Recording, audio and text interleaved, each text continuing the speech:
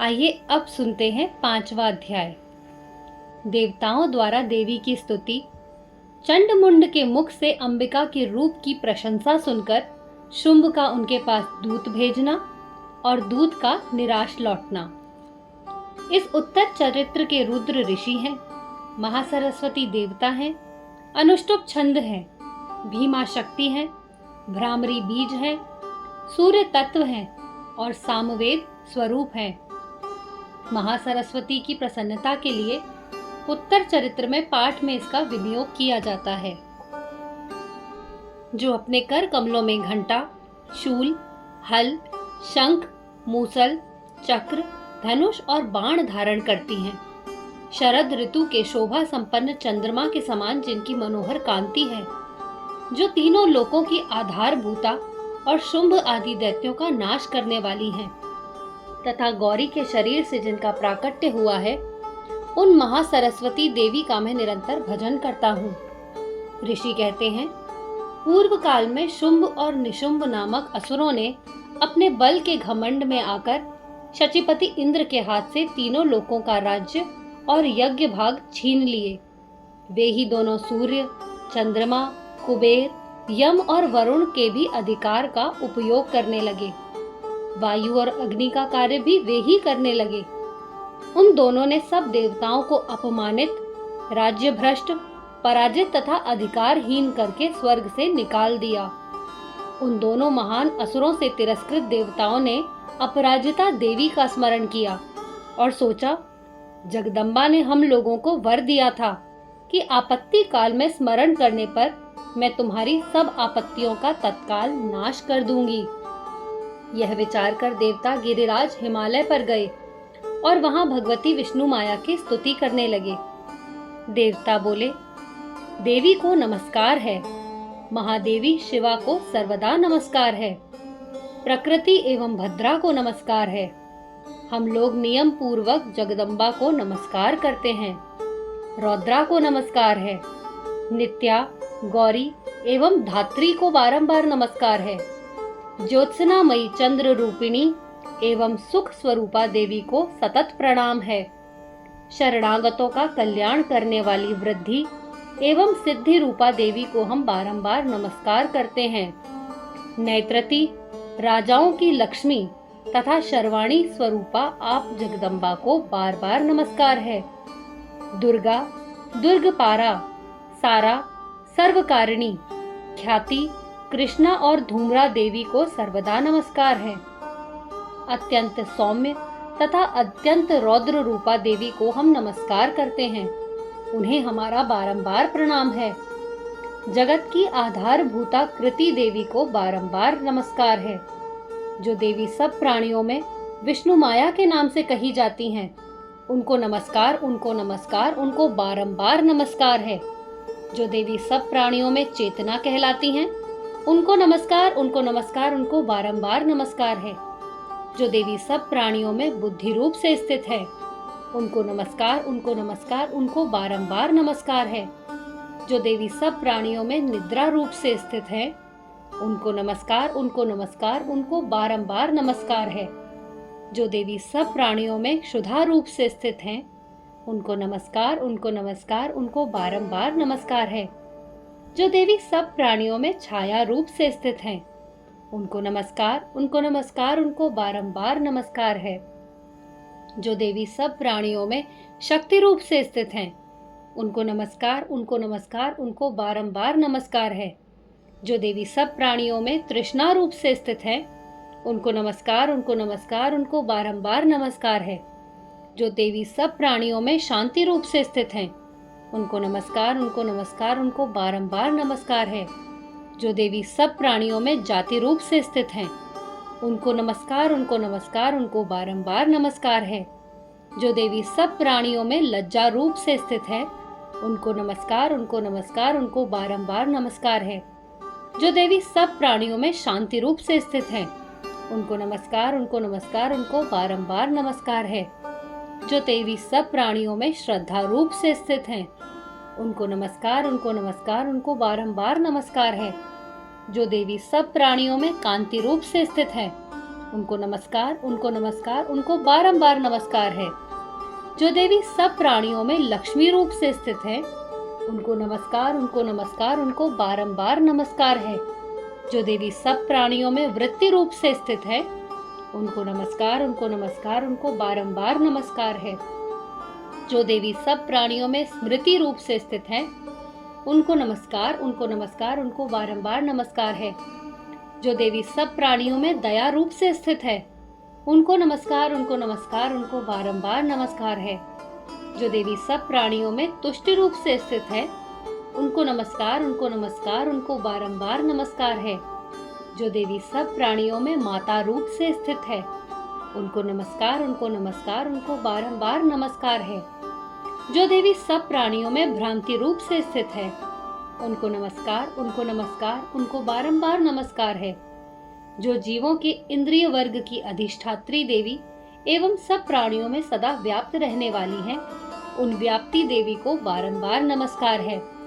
जो देवी चैतन्य रूप से इस संपूर्ण जगत को व्याप्त करके स्थित हैं, उनको नमस्कार, उनको नमस्कार, उनको बारंबार नमस्कार है।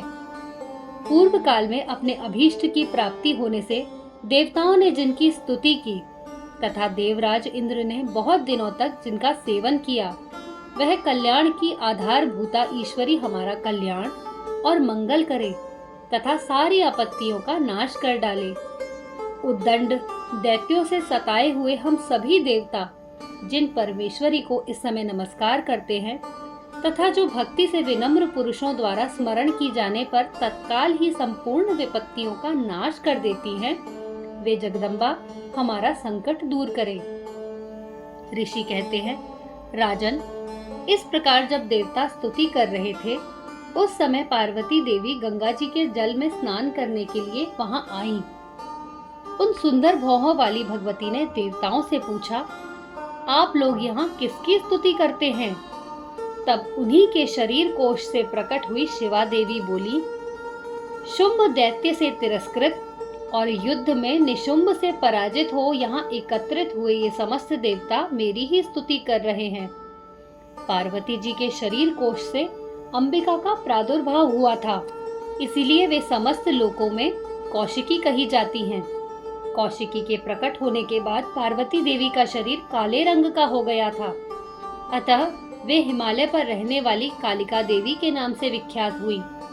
तदंतर शुंभ निशुंभ के भृत्य चंड मुंड वहां आए और उन्होंने परम मनोहर रूप धारण करने वाली अंबिका देवी को देखा। फिर वे शुंभ के पास जाकर बोले, महाराज, एक अत्यंत मनोहर स्त्री है जो अपनी दिव्य कांति से हिमालय को प्रकाशित कर रही है। वैसा उत्तम रूप कहीं किसी ने नहीं देखा होगा। असुरेश्वर, पता लगाइए वह देवी कौन है और उसे ले लीजिए। स्त्रियों में तो वह रत्न है। उसका प्रत्येक अंग बहुत ही सुंदर तथा वह अपने श्री अंगों की प्रभा से संपूर्ण दिशाओं में प्रकाश फैला रही है। दैत्यराज, अभी वह हिमालय पर ही मौजूद है, आप उसे देख सकते हैं। प्रभो, तीनों लोकों में मणि, हाथी और घोड़े आदि जितने भी रत्न हैं, वे इस समय आपके घर में शोभा पाते हैं। हाथियों में रत्नभूत ऐरावत, यह पारिजात का वृक्ष और यह उच्चय श्रवा घोड़ा, यह सब आपने इंद्र से ले लिया है। हंसों से जुता हुआ यह विमान भी आपके आंगन में शोभा पाता है। यह रत्नभूत अद्भुत विमान जो पहले ब्रह्मा जी के पास था, अब आपके यहाँ लाया गया है। यह महापद्म नामक निधि आपने कुबेर से छीन ली है। समुद्र ने भी आपको किंजलकिनी नाम की माला भेंट की है, जो केसरों से सुशोभित है और जिसके कमल कभी कुमलाते नहीं हैं। सुवर्ण की वर्षा करने वाला वरुण का छत्र भी आपके घर में शोभा पाता है तथा यह श्रेष्ठ रथ जो पहले प्रजापति के अधिकार में था, अब आपके पास मौजूद है। दैत्येश्वर, मृत्यु की उत्क्रांतिदा नाम वाली शक्ति भी आपने छीन ली है तथा वरुण का पाश और समुद्र में होने वाले सब प्रकार के रत्न आपके भाई निशुंभ के अधिकार में हैं। अग्नि ने भी स्वतः शुद्ध किए हुए 2 वस्त्र आपकी सेवा में अर्पित किए हैं। दैत्यराज, इस प्रकार सभी रत्न आपने एकत्र कर लिए हैं। फिर जो यह स्त्रियों में रत्न रूप कल्याणमयी देवी है, इसे आप क्यों नहीं अपने अधिकार में कर लेते? ऋषि कहते हैं, चंड मुंड का यह वचन सुनकर शुंभ ने महादैत्य सुग्रीव को दूत बनाकर देवी के पास भेजा और कहा, तुम मेरी आज्ञा से उसके सामने ये बातें कहना और ऐसा उपाय करना जिससे प्रसन्न होकर वह शीघ्र ही यहाँ आ जाए। वह दूत पर्वत के अत्यंत रमणीय प्रदेश में, जहाँ देवी मौजूद थी, गया और मधुर वाणी में कोमल वचन बोला। दूत बोला, देवी, दैत्यराज शुंभ इस समय तीनों लोकों के परमेश्वर हैं। मैं उन्हीं का भेजा हुआ दूत हूँ और यहाँ तुम्हारे ही पास आया हूँ। उनकी आज्ञा सदा सब देवता एक स्वर से मानते हैं, कोई उसका उल्लंघन नहीं कर सकता। वे संपूर्ण देवताओं को परास्त कर चुके हैं। उन्होंने तुम्हारे लिए जो संदेश दिया है उसे सुनो। संपूर्ण त्रिलोकी मेरे अधिकार में है। देवता भी मेरी आज्ञा के अधीन चलते हैं। संपूर्ण यज्ञों के भागों को मैं ही पृथक पृथक भोगता हूँ। तीनों लोकों में जितने श्रेष्ठ रत्न हैं, वे सब मेरे अधिकार में हैं। देवराज इंद्र का वाहन ऐरावत, जो हाथियों में रत्न के समान है, मैंने छीन लिया है। क्षीर सागर का मंथन करने से जो अश्वरत्न उच्चय श्रवा प्रकट हुआ था, उसे देवताओं ने मेरे पैरों पर पड़कर समर्पित किया है। सुंदरी, उनके सिवा और भी जितने रत्नभूत पदार्थ देवताओं, गंधर्वों और नागों के पास थे, वे सब मेरे ही पास आ गए हैं। देवी, हम लोग तुम्हें संसार की स्त्रियों में रत्न मानते हैं, अतः तुम हमारे पास आ जाओ, क्योंकि रत्नों का उपभोग करने वाले हम ही हैं। चंचल कटाक्षों वाली सुंदरी, तुम मेरी या मेरे भाई महापराक्रमी निशुंभ की सेवा में आ जाओ, क्योंकि तुम रत्न स्वरूपा हो। मेरा वरण करने में तुम्हें तुलना रहित महान ऐश्वर्य की प्राप्ति होगी। अपनी बुद्धि से यह विचार कर तुम मेरी पत्नी बन जाओ। ऋषि कहते हैं, दूत के यूं कहने पर कल्याणमयी भगवती दुर्गा देवी, जो इस जगत को धारण करती हैं, मन ही मन गंभीर भाव से मुस्कुराई और इस प्रकार बोली। देवी ने कहा, दूत, तुमने सत्य कहा है, इसमें तनिक भी मिथ्या नहीं है। शुंभ तीनों लोकों का स्वामी है और निशुंभ भी उसी के समान पराक्रमी है, किंतु इस विषय में मैंने जो प्रतिज्ञा कर ली है, उसे मिथ्या कैसे करूं? मैंने अपनी अल्प बुद्धि के कारण पहले से जो प्रतिज्ञा कर रखी है, उसे सुनो। जो मुझे संग्राम में जीत लेगा, जो मेरे अभिमान को चूर्ण कर देगा तथा संसार में जो मेरे समान बलवान होगा, वही मेरा स्वामी होगा। इसलिए शुंभ अथवा महादैत्य निशुंभ स्वयं ही यहाँ पधारे और मुझे जीतकर शीघ्र ही मेरा पाणी ग्रहण कर लें। इसमें विलंब की क्या आवश्यकता है? दूत बोला, देवी, तुम घमंड में भरी हो, मेरे सामने ऐसी बातें ना करो। तीनों लोकों में ऐसा कौन पुरुष है जो शुंभ निशुंभ के सामने खड़ा हो सके? देवी, अन्य दैत्यों के सामने भी सारे देवता युद्ध में नहीं ठहर सकते, फिर तुम अकेली स्त्री होकर कैसे ठहर सकती हो? जिन शुंभ आदि दैत्यों के सामने इंद्र आदि सब देवता भी युद्ध में खड़े नहीं हुए, उनके सामने तुम स्त्री होकर कैसे जाओगी? इसलिए तुम मेरे कहने से शुंभ निशुंभ के पास चली जाओ। ऐसा करने से तुम्हारे गौरव की रक्षा होगी, अन्यथा जब वे केश पकड़कर घसीटेंगे, तब तुम्हें अपनी प्रतिष्ठा खोकर जाना पड़ेगा।